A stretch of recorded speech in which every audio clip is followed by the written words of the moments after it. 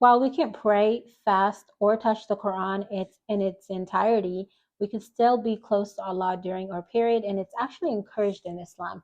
So I'm going to be talking to you about the 7 ways that I'm able to stay close to Allah during my period, and hopefully this video guides you as well. So, of course, in all of these points, I'm telling you what has worked for me in being able to stay connected to Allah, feeling closeness to Allah, even when I'm on my period. And these are by no means something that I'm saying that, oh, by Islam, you have to do this. But I'm just giving you what I do and the tips that help me stay consistent. Another thing that I do is I stay consistent with making dua. Just because I'm not praying doesn't mean that when I wake up in the morning, I don't say my duas, or when I'm going to sleep, I don't say my duas. It's recommended say Ayatul Kursi, Surah Al-Ikhlas, Surah Al-Falaq, Surah Al-Nas.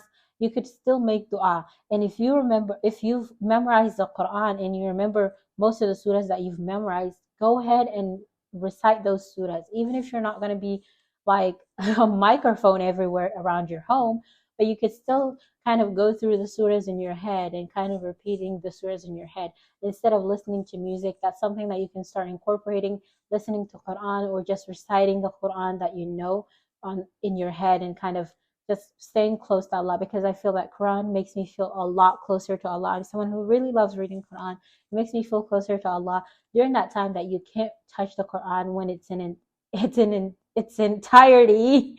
Then go ahead and just recite the surahs that you know in your head. Go ahead and still make your dua, because it's really important. Dua stays with you.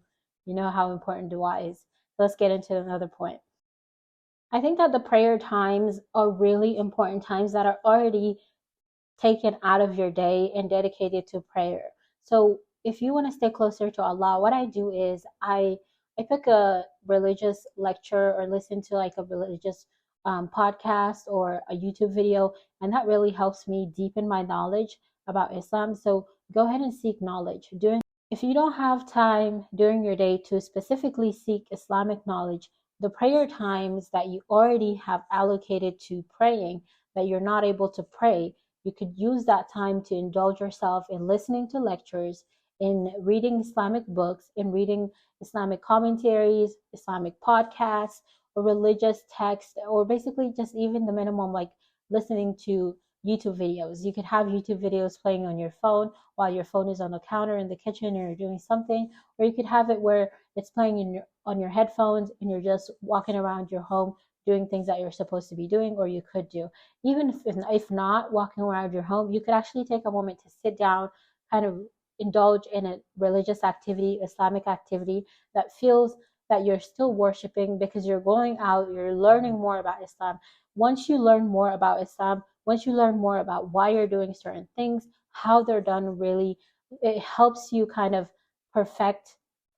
Of course, we're not perfect, but it helps you get closer to perfection.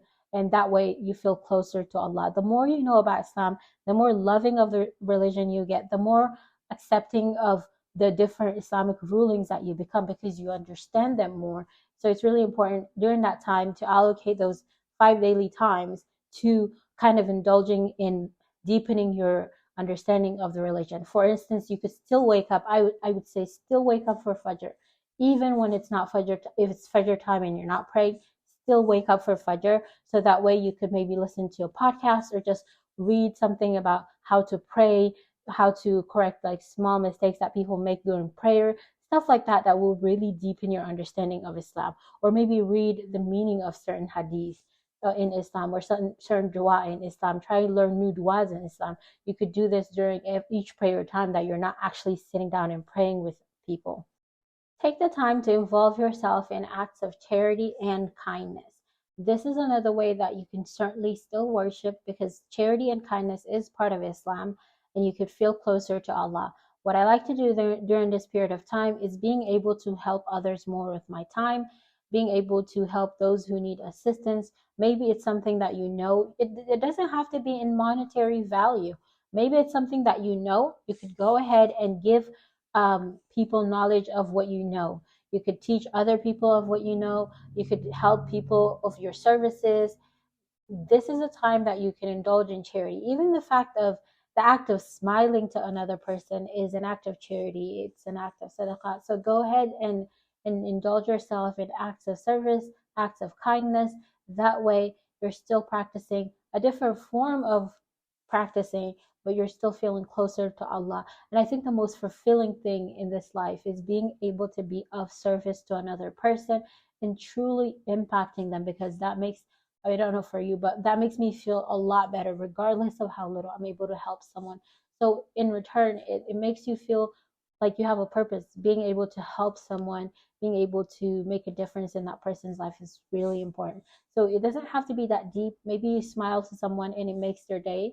Maybe you kind of help someone carry something, or help someone with something they don't know, kind of teach them a skill, or teach them something as little as maybe how to say something, or how to get something is really important as well. So go ahead, and even within your circle, you know people who need assistance, you can assist them with your time, which is the most valuable thing that you have anyways.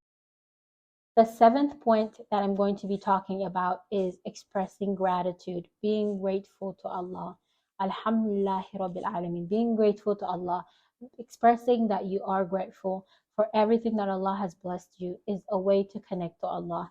We all know that feeling when you give someone something that's really valuable to you and that person doesn't care about it, or they don't show that it's important, or they don't even thank you for it. That kind of hurts. So imagine Allah blessing you with all the blessings that you have in this dunya, whether that be your health, whether that be your wealth, whether that be your family, anything. If you start looking into the blessings that Allah has blessed you with and your unique blessings, you start being more grateful, you start being more connected to Allah. The more you see the blessing that Allah has given you, the more I assure you that you will feel connected to Allah. Even if it's the simplest thing as being able to have a certain weight, or being able to eat a certain way, or sleep in tranquility without having worries that something bad is going to happen. The simplest things, when you start not taking them for granted, is going to make a huge impact in your life. These are the 7 ways that I stay connected to Allah even during my period. Remember that even though you can't partake in some acts of worship, staying close to Allah is still encouraged in Islam even during your period. So if you're enjoying this type of topic, I've also made a playlist that you might be interested in. Go ahead and click somewhere on the screen and watch those videos as well.